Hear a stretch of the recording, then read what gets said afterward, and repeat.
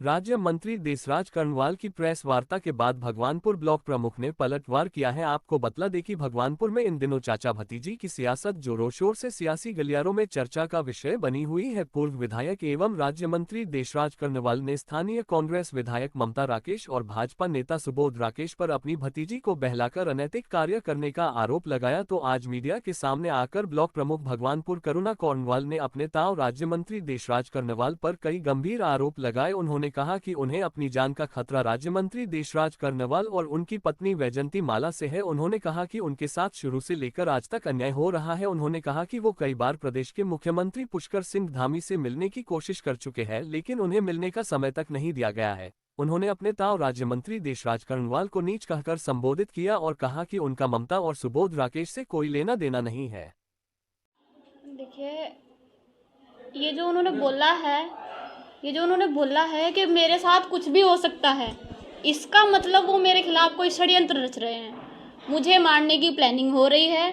और देखिए, मैंने सुसाइड की बात करी थी, सुसाइड की बात मैंने तब करी थी क्योंकि मरने में फ़र्क होता है। ठीक है, एक मरना तो वो है कि जब मैं खुद बोल रही हूँ कि मैं सुसाइड कर लूँगी। सुसाइड मैंने इसीलिए बोला था कि भाई अगर, क्योंकि पहले भी मेरा निलंबन हो चुका था गलत कार्रवाई के चलते हुए, और अगर फिर से मेरा निलंबन होता है गलत कार्रवाई के चलते हुए तो मैं सुसाइड करूँगी। लेकिन ये जो मारना मुझे मेरे ताऊ जी और चाहते हैं, मेरी ताई जी चाहते हैं, क्योंकि उनका कहना ये है कि अगर हमारे पास नहीं आई तो ये जो जितने काम है ब्लॉक के विकास कार्य जो भी हैं वो तो चलेंगे ही नहीं बिल्कुल भी। ठीक है, वो उनके खिलाफ, मुझे नहीं पता कि ये खुद की समझ में ये नहीं आ रहा कि आखिर उनके दिमाग में ऐसा चल क्या रहा है कि वो मतलब वो ये बात बोल रहे हैं। मतलब खतरा भी मुझे उन्हीं से ही है, मुझे और किसी से कोई खतरा नहीं है। जो मेरे पीछे पड़े हुए हैं वो ही पीछे पड़े हुए हैं, मेरी ताई जी, मेरे ताऊ जी देसराज कर्णवाल जी और वैजंती माला जी, और उनके बच्चे भी शामिल है इसमें मुझे परेशान करने में। क्योंकि मैं मतलब ये कहना चाहती हूँ कि अगर मैं आपके सामने आई हूँ तो मैं किसी मजबूरी में आई हूँ। मैंने बहुत कुछ बर्दाश्त करा है, मैं आना नहीं चाहती थी, कि मैं सोचती थी कि भाई सबसे पहला अपना परिवार है, बाकी सब बाद में, कोई बात नहीं। कि लड़ाई झगड़े होते रहते हैं, सब में होते हैं, एक दिन सुलझ जाते हैं। लेकिन उन्होंने उस हद तक के रिश्ते ख़राब कर दिए, मुझे उस हद तक उन्होंने बदनाम कर दिया, मेरा रिश्ता तुड़वा दिया उन्होंने मतलब वो मुझे अपनी बेटी कहते हैं। कौन बाप ऐसा करता है ये बताओ? एक बाप होकर खुद तुम उसके लड़के के घर जा रहे कि भाई लड़की से शादी मत करो, कौन बाप करता है ऐसा? वो बात तो बोलते हैं कि वो मेरी बेटी है। अगर वो बाप मतलब मुझे अपनी बेटी मानते तो अपनी बेटी के लिए ऐसा करते क्या? वो क्या उनकी एक बेटी है, क्या उसके लिए भी ऐसा करते हो? अच्छा, उनका ये कहना है कि ममता कर्णवाल सीधी लड़की है, बोली है, उसे बहला।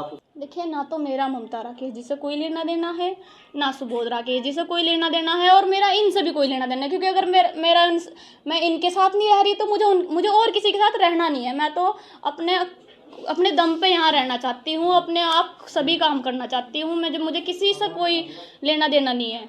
देखिए, मैं बनी हूँ निर्विरोध और मुझे बनाया है मेरी पार्टी ने, बीडीसी मेंबरों ने मुझे चुना है।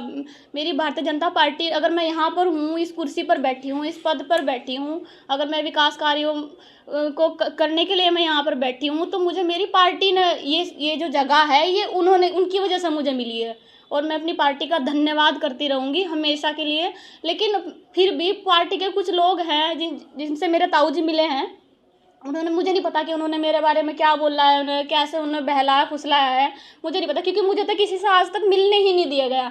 मैंने सबको फ़ोन किए हैं, कि उनके पीए को फ़ोन किया, सबके सीएम साहब के पीए को भी फ़ोन किया है कि भाई मुझे मिलवा दो सर, मुझे सीएम साहब से मिलना है। तो कभी वो भी बहाना ही बनाते रहते हैं हमेशा कि वो फिर मिलवाएंगे, अभी मीटिंग में है साहब, अभी ऐसा है, अभी ऐसा। मुझे किसी से मतलब उन्होंने ऐसे संपर्क बना रखे हैं लोगों से कि मेरी बात सीधे किसी से होने ही नहीं दे रहे वो। तो मेरा, देखिए, ये जो वीडियो है ये उनके कहने से ही जो भी कर रहे हैं। देखिए, अभी मीटिंग हुई थी 9 तारीख को मीटिंग हुई थी, जबकि बीडीसी मेंबर सभी आ चुके थे। देखिए, बोलते हैं कि 33 लोग चाहिए होते हैं कोरम पूरा होने के लिए। ठीक है, अगर रजिस्टर उन्होंने 11 बजे रखा, अगर पता है कि मीटिंग 11 बजे स्टार्ट होनी है तो रजिस्टर उन्हें पहले रखना चाहिए था। रजिस्टर पहले नहीं रखा उन्होंने, तब साइन, एक बार बताओ, 94 आदमी 30 मिनट में कैसे साइन कर देंगे? अब बताओ। अच्छा, एक आखिरी मैं तो खुद ये सवाल उनसे पूछना चाह रही हूँ कि मैं आखिर ना तो वो ब्लॉक प्रमुख है, ना वो बीडीसी मेंबर है, ना ही ब्लॉक का कोई कर्मचारी है वो, या ना कोई, ना बीडीओ है, मतलब कुछ भी नहीं है वो, एक बात सोचने की। तो अब मुझे ये बताओ वो किस हक से जाके उद्घाटन कर रहे हैं? अच्छा मैडम, तो शुभारंभ करने का हक भी प्रमुख का ही होता है, उनका क्या हक है? अगर कोई विकास कार्य जितने भी हैं ब्लॉक से रिलेटेड, तो वो तो काम प्रमुख का है ना, उनका क्या मतलब है? वो क्यों? मैं अपनी सरकार से यही विनती कर रही हूँ कि भगवान इससे मुझे बचा लो। इस इंसान ने मेरे को परेशान इतना कर दिया है, मेरे को बहुत परेशान कर दिया इसने। ये देखिए कि मतलब प्रमुख मैं हूँ, मेरे अधिकारों का इस तरह से हनन कर रहे हैं, और लोगों के सामने जाके ये दिखाना चाह रहे हैं कि भाई मैं नहीं काम करना चाहती।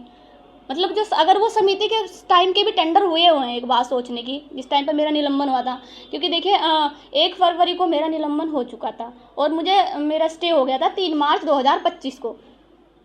तो अगर वो उस टाइम के भी टेंडर के ना, वो समिति के भी तो मेंबर नहीं है, वो किस हक से जाकर उद्घाटन कर रहे हैं, शुभारंभ कर रहे हैं?